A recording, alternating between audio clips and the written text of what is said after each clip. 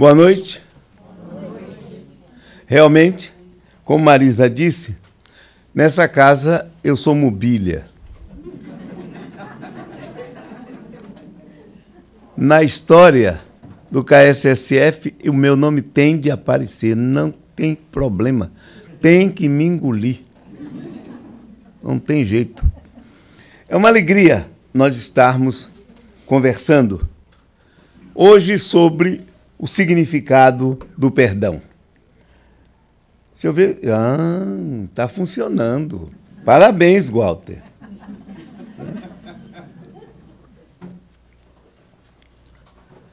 Perdoar. Toda hora a gente escuta esse negócio. Tem de perdoar. Nós temos que perdoar. Eu gostaria de saber quantas pessoas aqui estão que efetivamente já perdoaram. Quem já perdoou, levante a mão. Parabéns. É um bom e expressivo número. E gostei também da sinceridade dos outros. Não, porque é muito importante a sinceridade. Se a gente não tem o sentimento de perdoar, diz logo, não tenho. Por quê? Eu, por exemplo, como espírita que sou, eu nunca me vingo de ninguém, mas eu dou uma lição. Vingança nunca. Porque a minha função, inclusive, como um palestrante, é dar um exemplo. E é ensinar. Logo, eu não me vingo. Eu ensino a lição que a pessoa precisa aprender. Que tal? Eu aprendi isso com os jesuítas lá na idade da Inquisição. Chama-se restrições mentais. Você torce a coisa e apresenta de outro jeito. Realmente, perdoar, nós ouvimos muito falar, mas normalmente não nos ensinam como perdoar. Ah, mas você deve esquecer. Bom, esquecer só se tiver Alzheimer. Para esquecer alguma coisa, dá licença. Eu quero esquecer. Aí não esquece nunca. Por quê? Você imaginou um exercício para nós fazermos? Eu quero esquecer o que aquela infeliz me fez. Já está dizendo, já está lembrando, e o sentimento está presente. Porque toda vez que nós recordamos um evento que foi carregado de emoção, nós o ressentimos. Sentimos de novo. Na verdade, uma emoção de raiva, ou qualquer emoção que nós sentimos, ela fica, no máximo, em nós, 42 segundos. Aí vocês me dizem, mas como tem gente que leva a vida inteira? A pessoa fica ressentindo, é completamente diferente. Porque a emoção de raiva, ela só demora, por exemplo, raiva, ela só demora 42 segundos. Nós é que ficamos o resto do tempo reproduzindo, chamando de novo para a mente, chamando de novo e ressentindo a emoção. E aí nós podemos levar uma vida inteira fazendo isso. Inclusive, esse fator de poder ressentir a emoção é importante no trabalho de programação neurolinguística, porque nós podemos pegar situações anteriores e jogar em cima da situação atual que está nos causando problema e simplesmente ressignificarmos, darmos um outro tipo de vibração àquilo que foi sentido.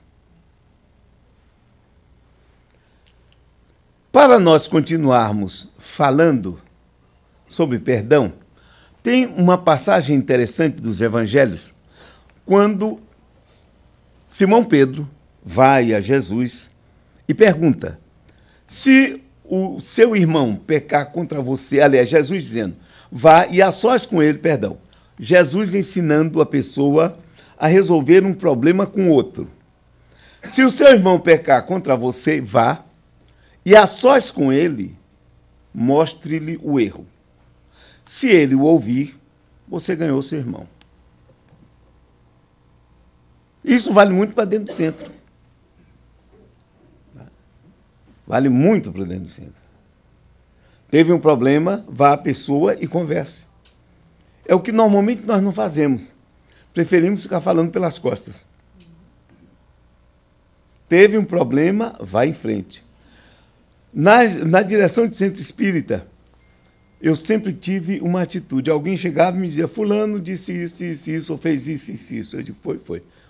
Fulano, vem cá. Beltrano me disse que você fez isso. Que tal? O que é que há? Vamos conversar sobre isso.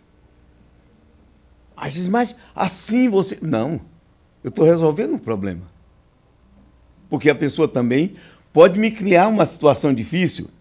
Francisco de Assis, eu escrevi um livro sobre ele, chamado Reflexo do Cristo. Ele teve oportunidade, ele mesmo dizendo já no final da existência dele, que muitas vezes ele pensou mal e agiu mal contra pessoas porque tinham induzido ele em erro com informações. Se um Francisco de Assis era induzido em erro por informações, imagine nós. Ele diz isso. É muito interessante, porque Francisco tem todo um conjunto de informações sobre ele da vida dele, inclusive, porque ele foi um santo importante. Por quê? Ele foi o único santo que desmentiu Jesus Cristo. Tchan, tchan, tchan, tchan. Tchan, tchan, tchan, tchan. Porque Jesus Cristo dizia que ninguém era profeta em sua terra. E ele foi. Ele foi. Em Assis, onde ele nasceu, onde ele viveu, ele foi respeitado. Ele conseguiu isso. Francisco de Assis. Ora, um homem desse diz isso para mim, que ele foi, como nós costumamos dizer lá na Bahia, emprenhado pelos ouvidos. Falavam mal. Mas se ele, o teu irmão, não ouvir, leve consigo mais um ou dois outros, de modo que qualquer acusação seja confirmada pelo depoimento de 2 ou 3 testemunhas. Isso daí era do direito judaico. Você teria que apresentar contra alguém o mínimo de 2 testemunhas.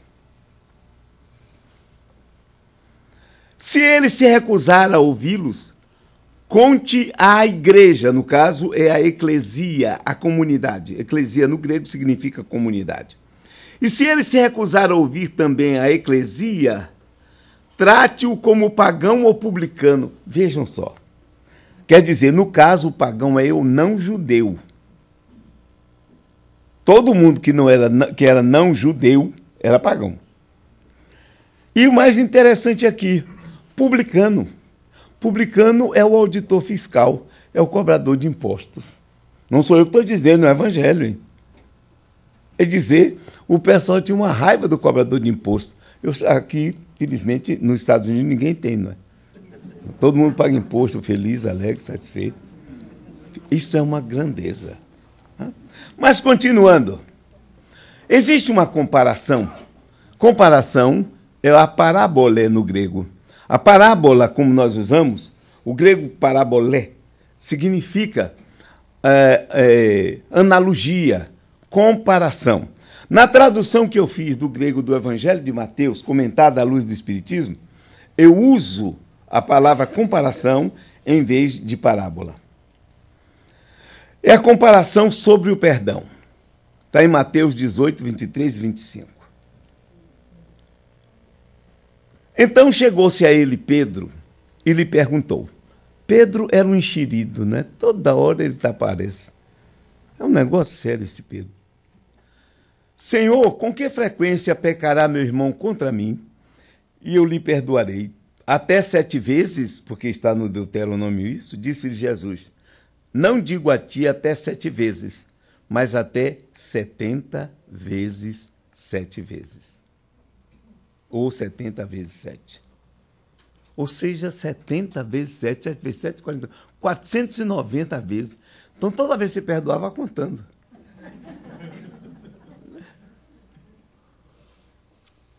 Quando chegar em 490, você diz, agora acabou.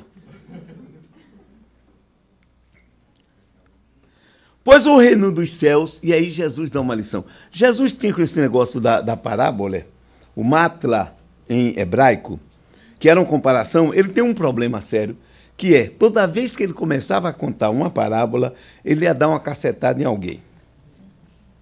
Não tem jeito. Pois o reino dos céus, essa é da minha tradução do Evangelho de Mateus. Eu boto algumas explicações entre parênteses.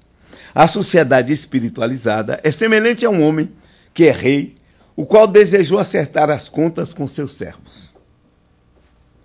Rei, na época, era muito comum.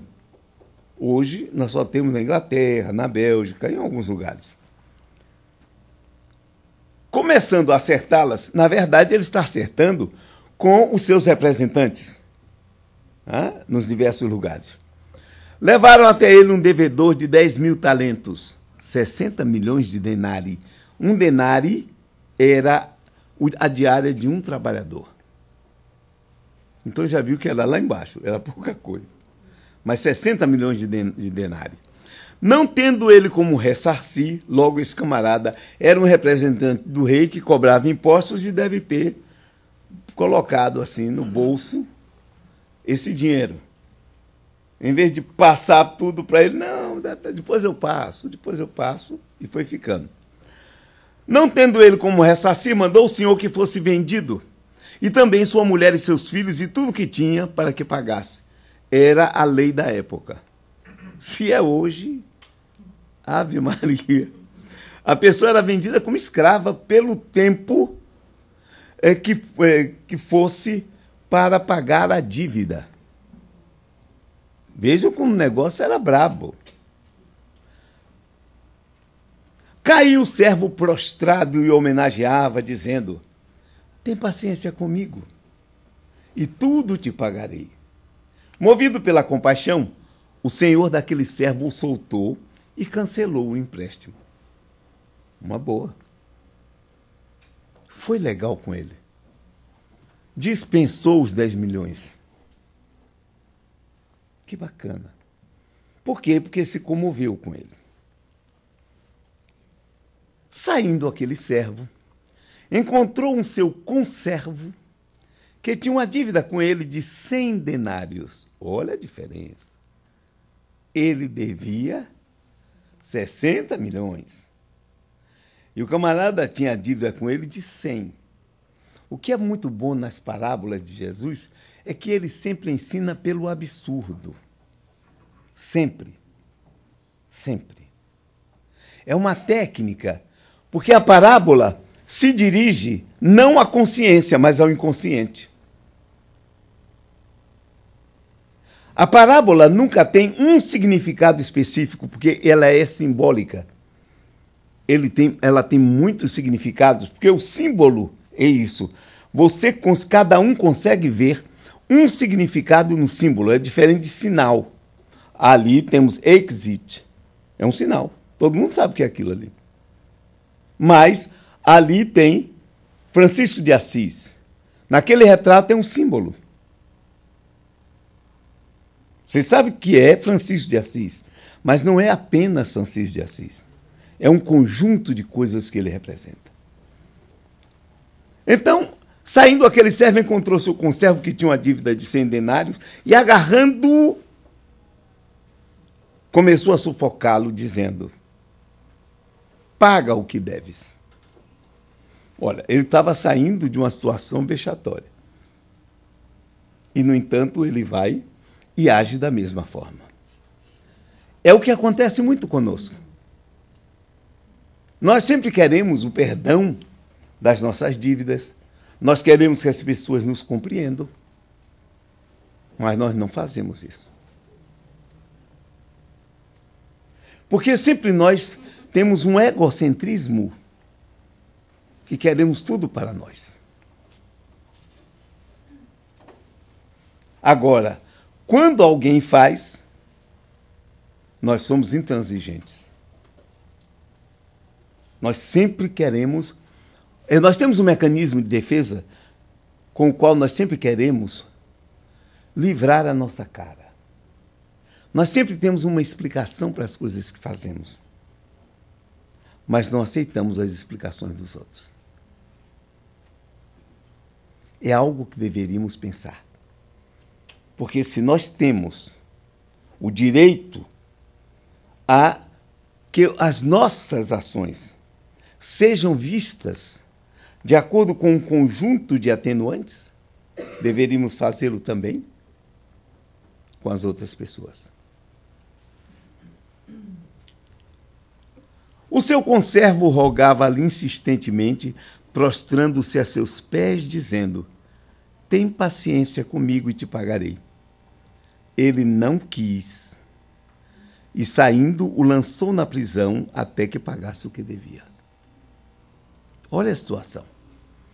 Ele teve o perdão de 60 milhões, mas não perdoou 100. Que situação interessante. Na vida da gente, como é que isso ocorre? Nós sempre queremos ser perdoados porque nós sempre temos uma justificativa para aquilo que fizemos. E por que, com os nossos conservos, nós não agimos da mesma forma?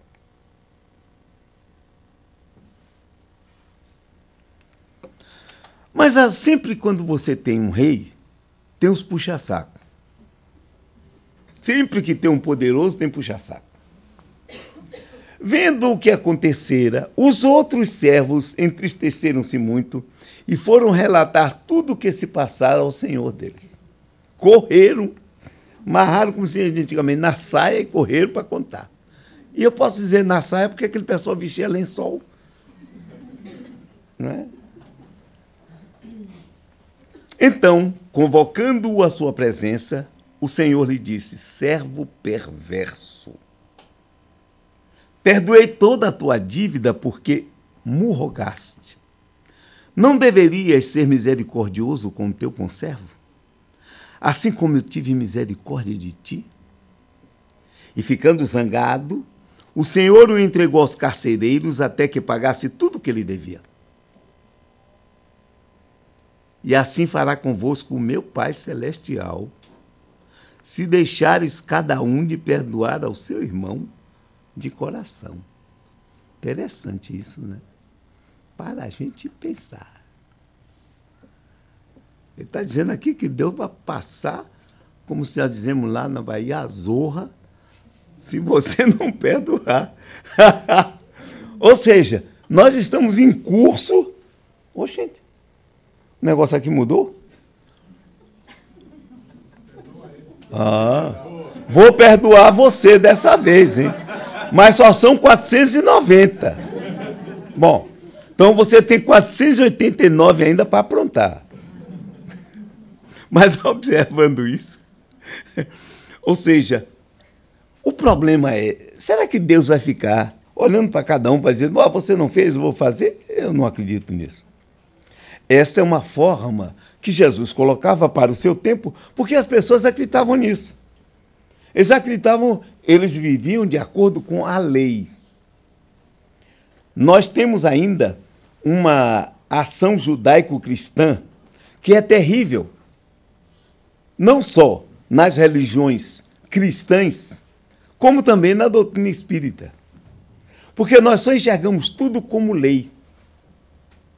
O judeu sempre teve uma culpa permanente, porque o inconsciente deles sempre criava um problema, eles sempre estavam aprontando alguma. Então, eles sempre verificavam ou analisavam tudo o que ocorria a eles individualmente ou como coletividade. Ele fazia imaginando o seguinte: eu sou culpado, logo Deus está me castigando. O problema é que nós ainda carregamos muito essa culpa. Porque se nós damos um tropeção ali na rua e arrancamos a unha do dedão, nós vamos achar, foi meu karma. É porque na vida passada eu dei um chute em minha mãe. Ninguém para pensar que não olhou para o chão, infeliz. Tem que olhar para o chão. Não é? Não é, mamãe?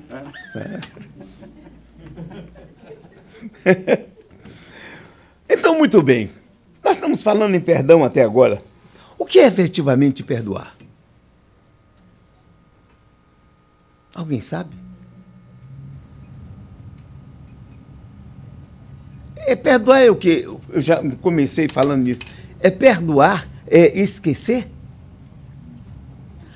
Você pode dizer assim, eu perdoei o que Zito me fez no dia 1º de maio de 2006, às 3 horas da tarde. E perdoei de coração. Então, vamos dizer, isso é perdão? Alguém diz que perdoar é esquecer. Mas eu já disse aqui no início, esquecer como? Pô, alguém me deu um tapa. Como é que eu vou esquecer o tapa? Nunca. Toda vez que eu olhar para a pessoa, eu me lembro do tapa. É automático. Nem que eu não queira. Eu olho, eu já vou puxando a cara de lado. Eu gosto muito de uma colocação dos chineses, onde eles dizem, se alguém te bateu a primeira vez, a culpa é dele. Na segunda, a culpa é tua. Porque deixou a cara na frente para tomar outra. É uma coisa interessante. As pessoas falam em perdão com uma facilidade. Ah, você pode orar para perdoar. Senhor, eu estou orando porque eu estou perdoando o tapa que Zito me deu. Naquele dia 1º de maio, não estou esquecendo nada. É verdade, as pessoas não param para pensar nessa situação. Nós estamos pensando de qualquer jeito. Inclusive, na PNL tem um exercício interessante que eu vou aplicar com vocês agora para verificar. Eu vou dizer algo e eu quero ver como vocês vão reagir. Não pensem num elefante verde.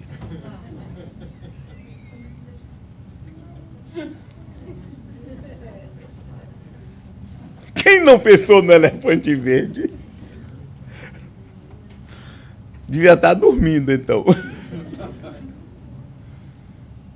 Não tem jeito. Nós pensamos sempre, as coisas que estão à nossa volta sempre nos recordam alguma coisa. Você vê que a pessoa olha para a nuvem e diz assim, oh, eu vi um caranguejo na nuvem. Eu olho e não vejo caranguejo nenhum. Na antiguidade, o pessoal olhava para as estrelas e via o arqueiro. Eu olho e não vejo arqueiro nenhum.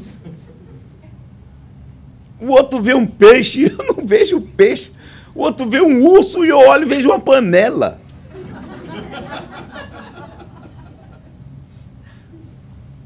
É interessante. Vocês já viram isso, as constelações? Peguem tem um programa, acho que é da Microsoft, que aparecem as constelações. Você olha a constelação do boieiro, fica olhando, não vê boieiro nenhum. Vê umas... Mas aí o pessoal desenha em cima, de pior ainda, aí que eu não vejo mesmo. É aquilo que está ali. Então, perdoar o que é? Na verdade, ninguém de nós sabe o que é. Nós podemos fazer algumas elucubrações em torno. Perdoar significa eu aceitar a presença da pessoa, mesmo depois que ela me aprontou algo. Isso sim. Perdoar vai significar, toda vez que eu me lembrar do fato, eu vou fazer uma oração para aquela pessoa. Porque até morrer, só na outra existência eu vou esquecer e olhe lá. Porque se for um negócio muito brabo, quando eu encontrar em outra existência que bateu, eu disse, não sei, não fui com a cara até sujeito. Alguma coisa ele aprontou. Não é verdade? Alguma coisa a pessoa aprontou. Então, vamos continuar. Eu realmente já perdoei alguém que me aprontou alguma? Essa é uma pergunta que eu faço para cada um. Nós perdoamos pessoas como filhos. Também porque não tem jeito mesmo, tem que perdoar, né? Não tem ex-filho. E porque a gente já desenvolveu um sentimento de que tem que perdoar filho. O Deuteronômio, não. Se vocês leem o Deuteronômio, eu não tenho agora de cabeça o capítulo e o versículo, Moisés coloca o seguinte como ensinamento de Deus. Se o teu filho for rebelde, não aceitar as diretrizes, for uma pessoa irremissível, pega o teu filho, leva às portas da cidade, denuncia-o diante dos anciãos, que o matarão a pedradas. E dizem que a Bíblia é a palavra de Deus, viu? Quem aqui teria coragem de fazer isso? Hein? Nem acredito que naquela época. Nem acredito que naquela época. Porque por mais que o filho apronte, a gente sempre está acreditando que ele vai mudar. Mesmo que a gente sabe que não vai mudar mesmo. E muitas vezes, quando vai até preso porque apronta algumas coisas, nós estamos sempre visitando e fazendo todo o possível para tirá-lo daquela situação. Esse é um caso. Mas fora disso, nós fazemos isso nem com o marido, nem com a mulher. Com o filho se faz, mas com marido e mulher, aí é que não tem perdão de jeito nenhum. Né? Aí não tem perdão mesmo. Então, no nosso caso, nós já perdoamos alguém? Eu verdadeiramente esqueci o que a pessoa me fez? Ou quando encontro a pessoa, me volta a lembrança? Nesta última situação, houve perdão realmente? Então, vocês estão vendo que o problema é complicado. Agora, não existirá um meio, um modo de eu exercitar ou criar uma condição para exercitar o perdão? Aí o pessoal diz, não sei aonde tem uma prece do perdão, e aí a pessoa fica orando o perdão, orando a prece do perdão. Tá? Mas vejam bem, o simplesmente orar a prece do perdão já está me colocando numa posição de dizer, ô infeliz, tu me fez, mas eu estou orando para te perdoar.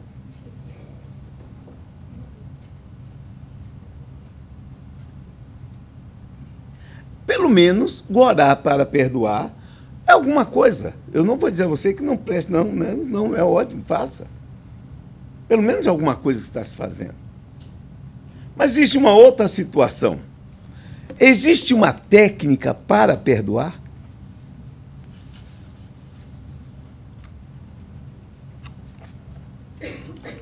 Vamos ver se existe uma técnica para perdoar? Voluntariamente, vem até aqui. Voluntariamente, venha até aqui. Isso. Tudo bem? Como vai você? Vamos ver aqui. Ela, eu pedi desde cedo que ela lembrasse de uma pessoa, não sei dizer o nome, de uma pessoa com que ela tivesse problema. Não, mas é uma só. Eu não vou ter. Como? Vamos lá. Tá vendo? Porque eu vou ter que sair. Eu vou ter que sair daqui. Porque eu quero fazer o exercício com ela. Não tem aí um microfone manual, não? Sem fio. Ótimo. Mas então, vejam, enquanto isso, vamos falando aqui. Eu pedi que ela pensasse numa pessoa. Abre o canal.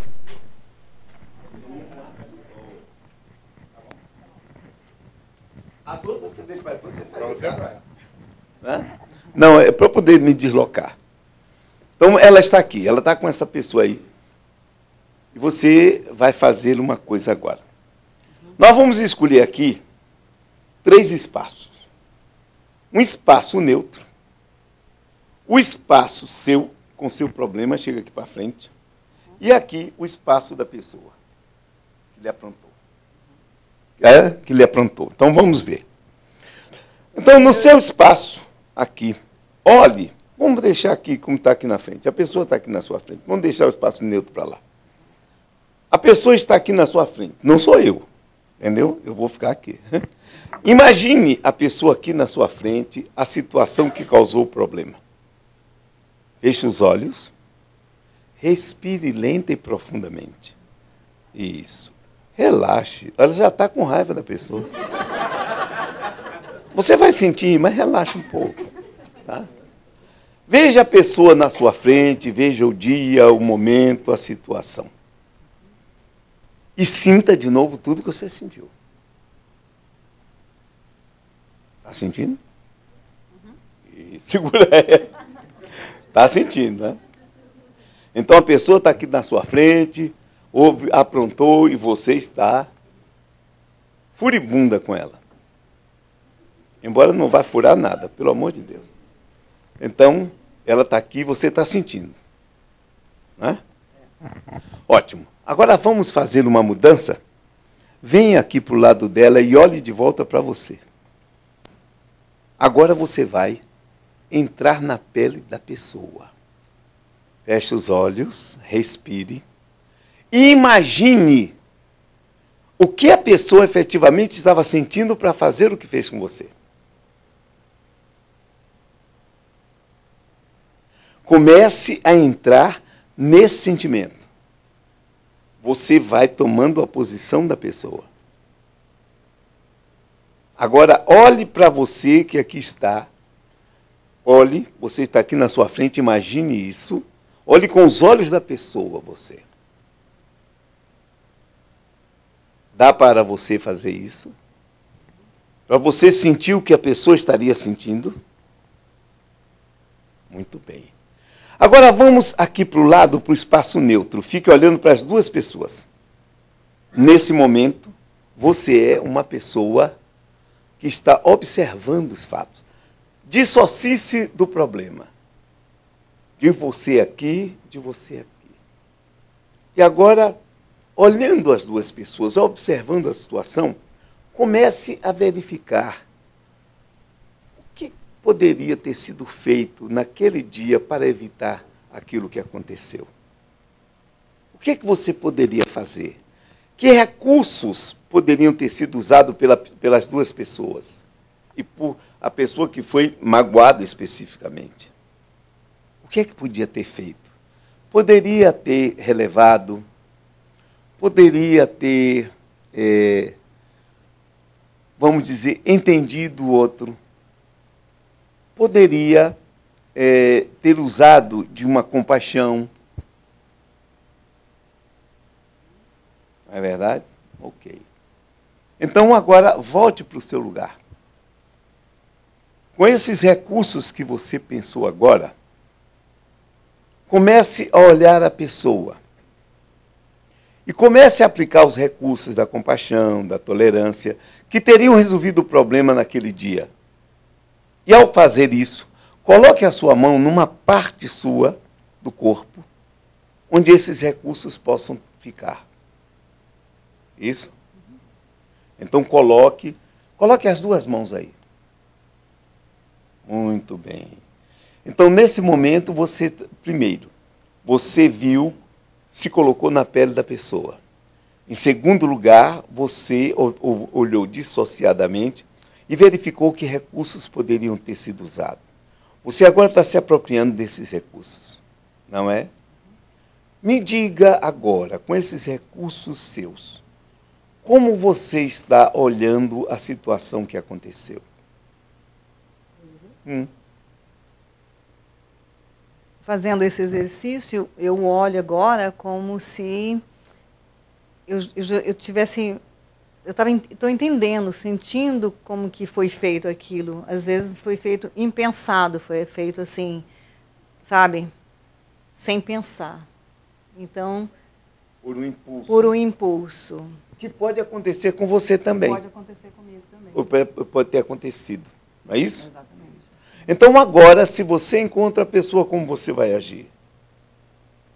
Olhando ela diferente, como eu poderia ter errado também naquele mesmo problema. Muito bem. Uma salva de palmas para ela. Tá? Foi uma grande auxiliar.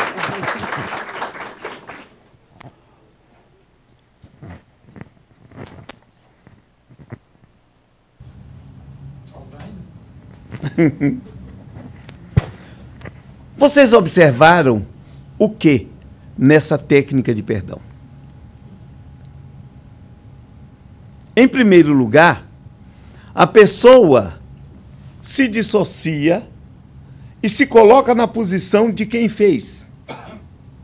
Porque a pessoa que fez teve um motivo. Seja certo, seja errado, não importa. Mas houve um motivo. Se nós nos colocamos na pele do outro, nós começamos a entender. E se nós nos colocamos à parte depois, observando a situação, como se ela não fosse conosco, e verificamos os recursos que nós poderíamos usar para resolver, se naquele dia eu tivesse, se naquele momento eu usasse tal coisa, coisas que nós sabemos, porque nós estamos no movimento espírita, nós sabemos o que devemos fazer, tivemos Jesus Cristo falando o tempo inteiro, nós ouvimos palestras o tempo inteiro. Por que então essa dificuldade de se colocar na posição do outro? Aí nós vamos ver qual o significado real do perdão. É eu entender quem fez, me colocar na situação dele ou dela, verificar que eu não sou melhor, nem também pior, que eu sou igual, que eu sou capaz das mesmas atitudes. E a partir desse momento que eu entendo, eu posso tomar uma nova postura diante da pessoa. E quem sabe, não necessariamente, mas um dia a gente pode chegar para a pessoa e dizer, fulano, vamos conversar? Você sabe que eu entendo o que você fez naquele dia, eu fiquei com muita raiva, eu disse um bocado de besteira, fiz fofoca com você, com seu nome, mas hoje eu caí em mim e entendo. Se eu estivesse no seu lugar, eu faria a mesma coisa. Então vejam como muda a perspectiva. Nós temos essas capacidades de lidar com essas coisas, como temos capacidade de lidar com tantas outras. Nós sempre ouvimos na doutrina espírita que a gente precisa... hoje mesmo eu estava vendo aquela frase de Kardec, né, que devemos... não me lembro bem agora como é a frase, que o verdadeiro espírita é aquele que domina suas tendências infelizes. Como é? Se esforça as suas tendências. Veja bem, como é que eu domo uma tendência infeliz? Reconhece-se o verdadeiro espírita pela sua elevação moral e pelos esforços que faz para domar suas tendências infelizes. É essa a frase. Como eu posso domar uma tendência infeliz? Eu vou domar. Não dá. Não existe isso. As pessoas sempre nos disseram o que deveríamos fazer, até o próprio Jesus, mas nunca nos disseram como fazer. É muito bonitinho eu dizer para você, você pode e deve perdoar seu inimigo. Legal. Mas vai 70 vezes 7 perdoar. Lindo isso. Para ele que já está lá em cima. Mas dizer para a gente, eu vou perdoar. A pessoa aprontou a primeira vez. Sabe, você me perdoa? Perdoo. Minha segunda vez, perdoa? Perdoo. Terceira vez, perdoa. Mas tu é cínico, hein? Pelo amor de Deus. Ou seja, na vida, nós temos sempre que buscar técnicas para aplicar a essas situações. Existem várias, para várias coisas. Um dia, quando eu for convidado para vir ao KSSF, eu vou ensinar várias outras. How to do? Nada como uma técnica para se vender. Não é verdade? Mas, então, vejam só. Existem técnicas efetivas. E nós podemos aprender essas técnicas e transformar e melhorar a nossa vida. Porque hoje nós vivemos o momento da aplicação prática para resolver problemas. Isso vem acontecendo desde... Foi uma preparação muito longa do final do século XIX, início do século XX, e também do final do século XX para cá. Porque nós já passamos daquele momento de ficar só ouvindo coisas transcendentes, coisas brilhantes, inclusive aquelas colocações fascinantes que eu chego aqui e vou fazer porque o céu se abre, porque as luzes que descem, muito bonito, não me resolveu nada. Fez apenas uma higiene mental naquele instante, vou para casa, não me resolveu nada. Eu acho importante dizer como fazer. Tanto que toda a minha palestra, os meus livros estão se voltando agora para o prático, porque eu também já fiz isso. Como fazer, como resolver. Porque eu dizer para você, você está com um vício de fumar. Deixe de fumar, muito bonito. Eu tenho que lhe ensinar algo que ajude você a fazer aquilo que você pretende. Existem meios? Sim, existem. Existem recursos? Sim, existem. É muito mais interessante do que você ter vontade, viu? Largar de fumar. Não. Sente, pega a pessoa e ensine como fazer. E não ensinar não é, não, você não só fumar um hoje, outro mês. Não, isso não resolve nada. Nós temos que usar os recursos que as pessoas têm. E todos nós aqui temos esses recursos. Vocês viram agora com relação ao perdão. Vocês têm capacidade de fazer isso ou não têm? É uma coisa simples de fazer? É simples. Pode ser difícil para você fazer. Mas se você resolver fazer, você faz. E se você faz, dá resultado sim. Porque se você fizer uma vez, não der, você faz duas, você faz três. E você termina compreendendo o outro. E vendo que o outro tem a mesma sombra que você tem. Que o outro tem os mesmos impulsos que você tem. E que para fazer certas coisas, nós só precisamos de um momento de oportunidade. E de estar numa condição psíquica e psicológica específica. Só isso. Um beijo no coração de vocês e muita paz.